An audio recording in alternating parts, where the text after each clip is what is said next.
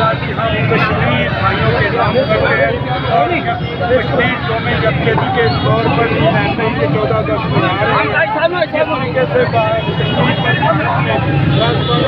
जो हमला किया है उसके खिलाफ हम भरपूर सीसा सप्लाई की मार की तरह उनके सामने खड़े हैं और इंशाअल्लाह ताला इसकी जो भी कीमत चुकानी पड़ी हम चुकाएंगे। आप कश्मीर भाइयों को के साथ हैं और कश्मीर आज़ाद होकर रहेगा इंशाअल्लाह।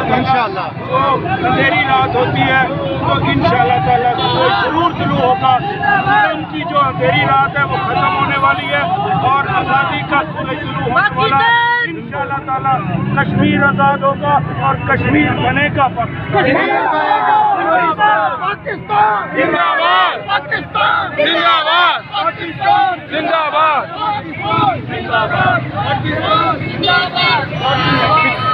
पीछे लग गया पीछे इधर इधर पीछे मियां साहब पीछे लग गया पीछे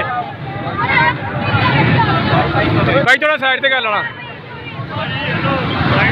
भाई थोड़ा साइड पे कर लो बाइक बच्चे वो पुत्र परे करना पड़े वो पुत्र रोक रहे हैं थोड़ी देर घुमा लो